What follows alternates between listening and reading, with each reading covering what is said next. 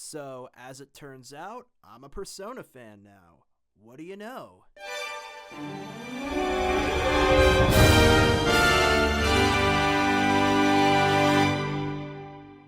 Hey y'all! So, as the title explained, I'm into Persona now. Is it one of my new hyperfixations?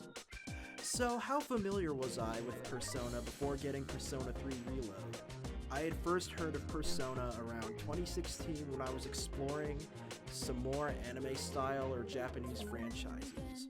Didn't really pay that much attention to it until around 2018, when on the nights before Smash Bros. Ultimate launched, which was a game I got the following day, they announced at the Game Awards that Joker would be the first DLC character not counting Piranha Plant.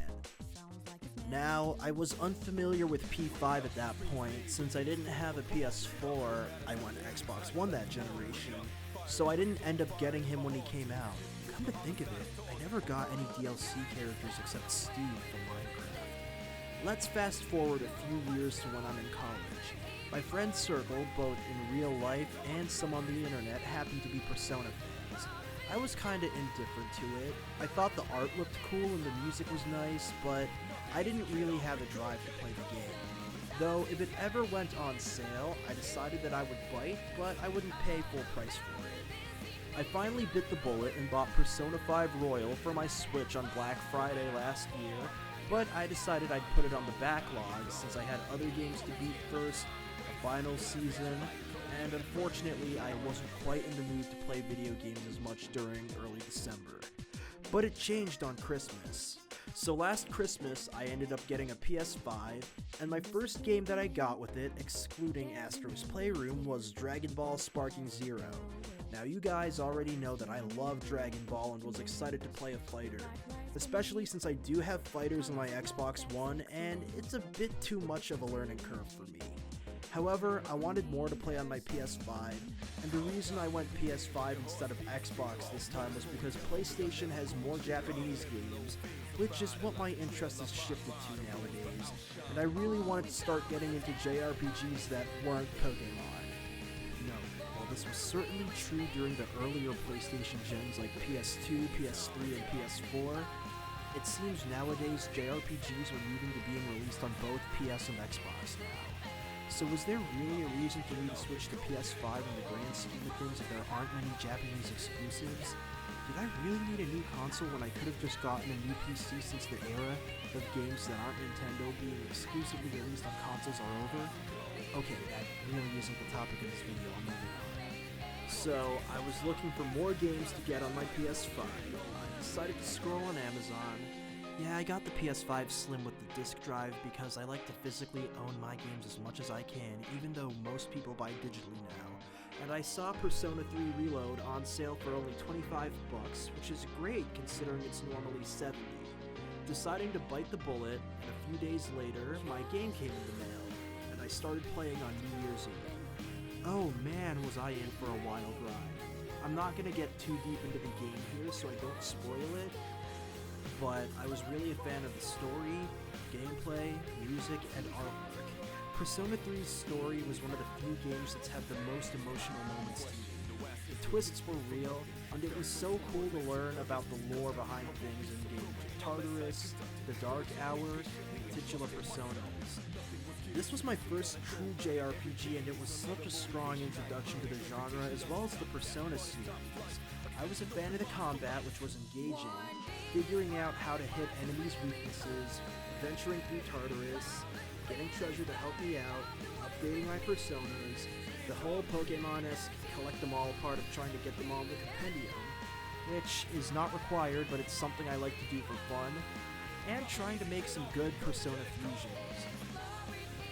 Not to mention, I like how it's a cross between a traditional RPG and a visual novel.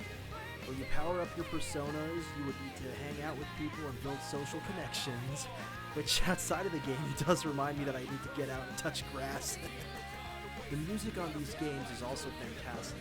Of course, before I had played P3, I have heard some of the music of the series around, since I had played quite a few matches of Smash Online and against people who had Joker, and were playing in Mementos years before I had explored the series. That was my first time hearing Last Surprise, which was pretty catchy.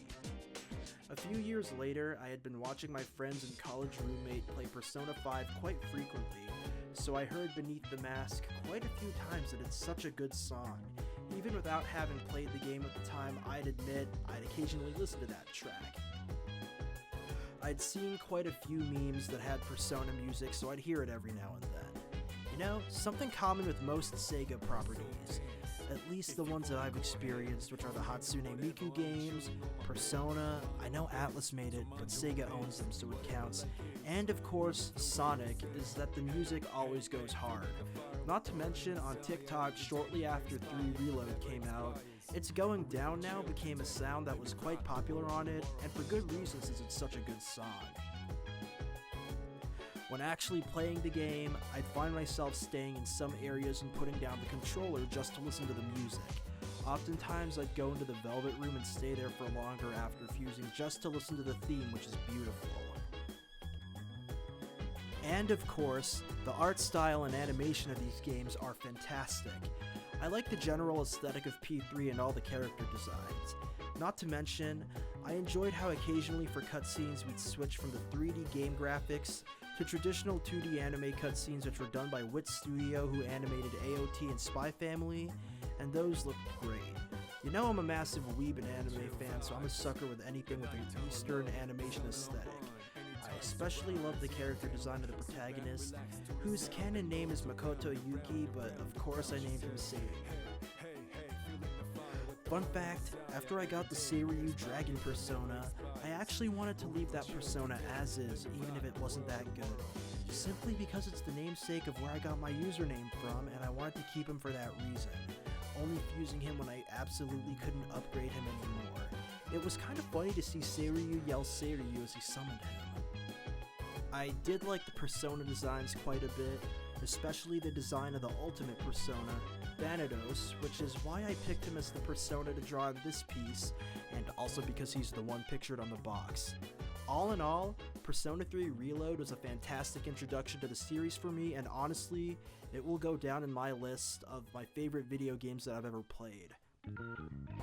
A few days after I completed the game, just the base game, not the DLC, which I literally have just bought before recording this video, I saw myself already starting a New Game Plus so I could get personas I didn't get in my first playthrough, as well as max out more social links. At the same time, I finally saw myself playing Persona 5 Royal on my Switch, and I'm enjoying it so far. I had just beaten the first palace at the time of this video. Even though yes, the graphics and audio are a bit downgraded on the Switch version compared to PS5, it makes up for that by being portable so I can continue to play when I'm on the move. It's something I'm playing occasionally, although I'm not gaming as much as normal since it's my last semester and I've got a final project to work on, but it's a fun little distraction. All in all, to really confirm that I'm now a fan of the series, aside from drawing this, I bought a Joker amiibo last week and it now goes in my amiibo shelf. I don't buy amiibos very often anymore. Hell, I only have, I think, 13, mostly Mario characters, but you know I'm a fan if I get the amiibo. I bought most of my amiibos in 2016 to use in Smash 4 3DS, never had a Wii U, so I only got around like 5 in the years after. Anyways, since I've been experimenting with live streams seldomly, one day I could stream Persona again? Who knows? So yeah, that's how I got into Persona, and I hope you guys enjoyed this video. Make sure to like, comment about your favorite Persona game, and subscribe for more cool anime art videos, and I'll see you guys later. Bye!